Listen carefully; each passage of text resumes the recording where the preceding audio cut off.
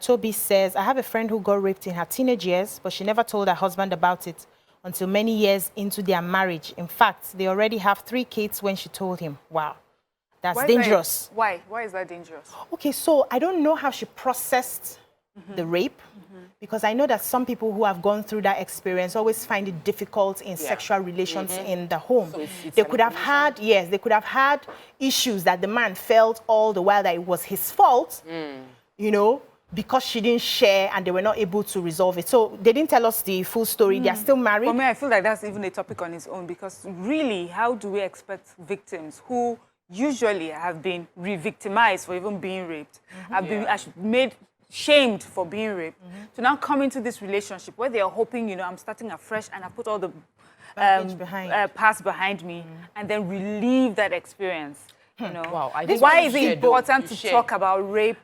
I don't know. Now, it depends. I feel you should share.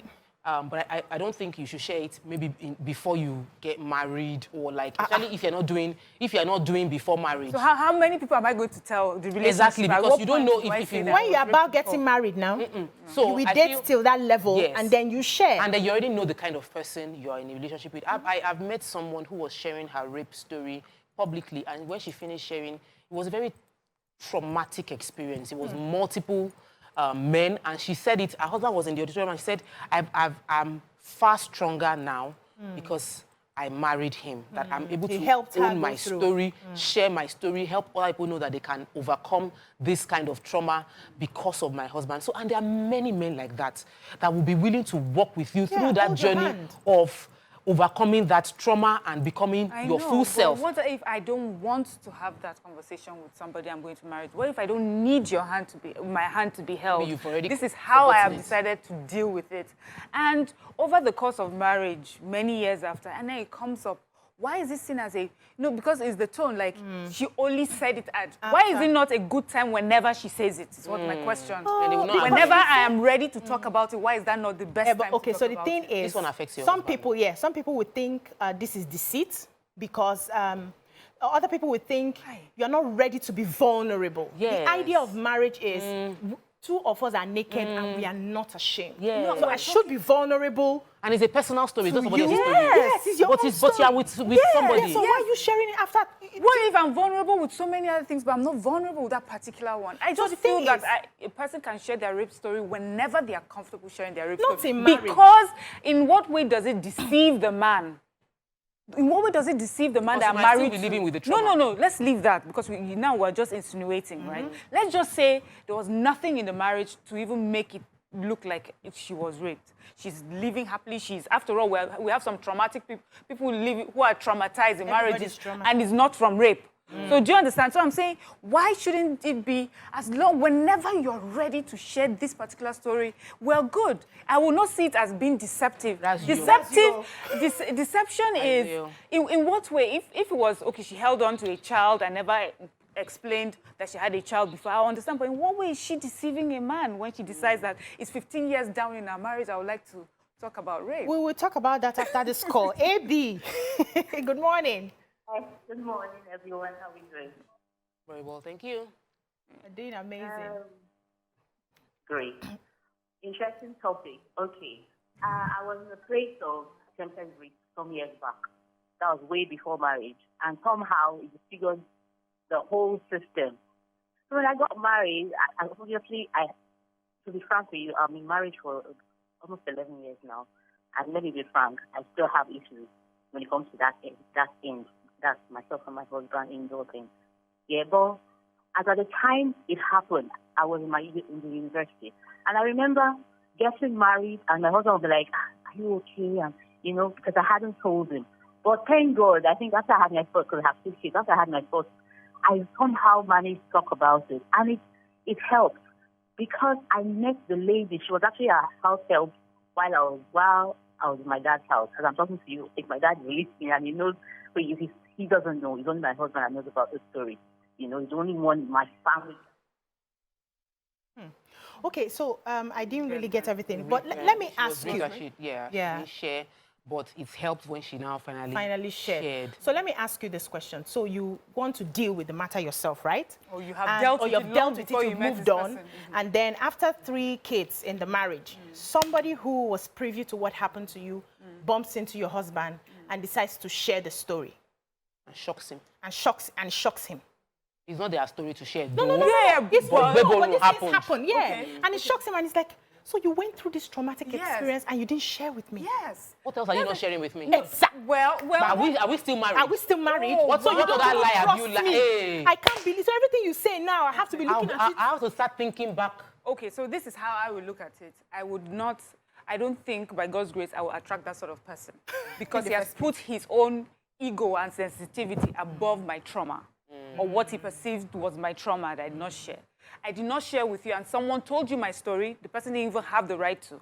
But now we're here, and your care, your thought is not for my well-being. It's more about how you feel you were sidelined from this gist that happened many years before I met you, and I've lived through it, I've walked through it, and we have a home, beautiful children, and now all you're thinking is your ego, that you had to hear it from outside. That's not the sort of conversation I'll be having with my own partner. Ego, that's me. But I'm happy you are. Yes, I'm happy you're on this area because it's important to give people different perspective on how to look at things. Yeah. I just feel like rape is a major, traumatizing event that for the victim. For the victim. Not for the husband of the victim that heard the story 50 years and it helps that relationship when you share. It helps you be able to connect with your partner when you share those things. And like we always say, in a healthy relationship with a mature partner that you know can handle it. But you already must know the partner that cannot handle. You go and share that kind of thing.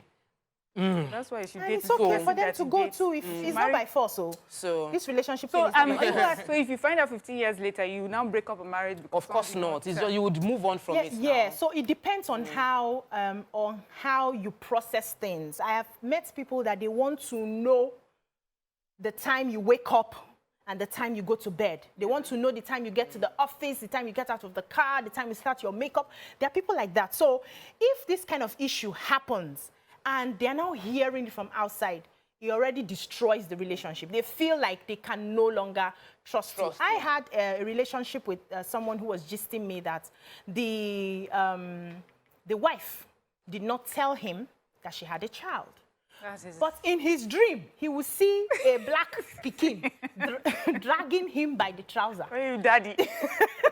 So every night he dreams repeatedly, somebody dragging him. So one day he said, who be this black Pekin that is always tugging at my leg and trying to separate us? Before she now confessed that she had had a child. Has serious awareness. Intuition.